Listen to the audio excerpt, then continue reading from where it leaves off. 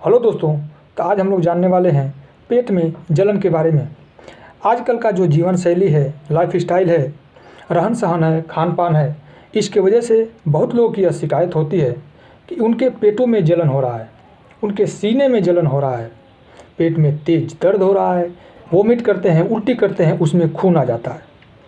ये समस्या कब होती है, इसको समझना बहुत ज़रूरी है। यह समस्याएं तब होती है जब हमारे पेट का एसिड हमारे भोजन की नली में, इसोफेगस में रिटर्न आता है, तो ये सारी समस्याएं देखने को मिलती हैं। पेट में जलन होगा, आपके सीने में जलन होगा, गले में कड़वा डकार आएगा, तमाम प्रकार की समस्याएं, भोजन का पाचन सही तरीके से नहीं होगा। अब जानते हैं ऐसा कौन कौन से कारण हैं जिनके वजह से पेटों में जलन हो सकता है। तो पहला है भोजन करने के बाद तुरंत सो जाना। तो भोजन करने के बाद तुरंत सोना नहीं चाहिए, 100-200 कदम कम से कम टहलना चाहिए। ये भी पेट दर्द का कारण हो सकता है। दूसरा, बहुत ज़्यादा मात्रा में अल्कोहल यानी शराब पीना, सिगरेट, गांजा, अगर ये सभी चीज़ें लेते हैं इसको तुरंत बंद कर देना चाहिए। ये भी पेट दर्द का, पेट में जलन होने का कारण हो सकता है। तीसरा है मोटापा। अगर आपका वज़न नॉर्मल वज़न से ज़्यादा है, इससे भी हमारे पेट पे इफ़ेक्ट पड़ सकता है। चौथा है बहुत ज़्यादा मात्रा में एसिडिक फूड खाना।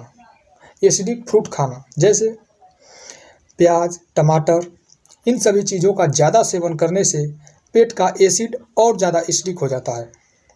ये भी पेट में जलन होने का कारण बन सकता है। पांचवा है बहुत ज़्यादा स्पाइसी फूड खाना, जैसे मसालेदार चीज़ों को खाने से अवॉइड करें। चाउमीन, बर्गर, इस सभी चीज़ों को खाने से बचें। ये भी पेट में जलन होने का कारण हो सकता है। अब जानते हैं ऐसे कौन कौन से सिम्टम्स आपको देखने को मिलेंगे अगर ये समस्याएं होती हैं तो। पहला, चेस्ट यानी सीने में दर्द या जलन होना। ये सब समस्याएं ज़्यादातर भोजन करने के बाद या रात में देखने को मिलती हैं। दूसरा है लेटने या मुड़ने पर पेट में जलन होना या पेट में दर्द होना। तीसरा, मुंह में खट्टा डकार आना या एसिडिक टेस्ट आना। अब जानते हैं इसका साइंटिफिक इलाज के बारे में। अगर ये समस्या शुरुआती स्टेज का है, इसको कैसे साइंटिफिक तरीक़ा से मैनेज किया जा सकता है। इसमें वही दवाइयाँ दी जाती हैं जो हमारे पेट के एसिड को न्यूट्रलाइज कर दे।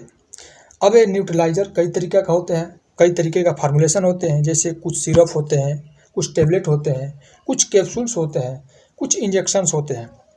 अब ये डिपेंड करता है कि मरीज़ की सीवियरिटी कितना है। ज़्यादा सीवियर है तो इंजेक्शन फॉर्म में देना पड़ेगा ताकि इंस्टेंट तुरंत आराम मिले। कुछ सिरप भी दिया जा सकता है, कुछ टेबलेट भी दिया जा सकता है। यहाँ पे कुछ कॉमन दवाइयों का मैं नाम बता देता हूँ, आप इसको बिना डॉक्टर की सलाह से खुद से कभी ना लें। जैसे कुछ सिरप फॉर्म में आता है मैग्नीशियम हाइड्रोक्साइड, एल्युमिनियम हाइड्रोक्साइड, इसको 2 चम्मच सुबह, 2 चम्मच शाम खाना खाने से पहले लेना होता है। टेबलेट फॉर्म में आता है रेनिटाइडिन या डोमपेरिडोन, 1 गोली खाली पेट सुबह लेना होता है, या कुछ इंजेक्शंस भी आती हैं। ये सब दवाइयाँ आपको बिना डॉक्टर की सलाह से खुद से कभी नहीं लेना है।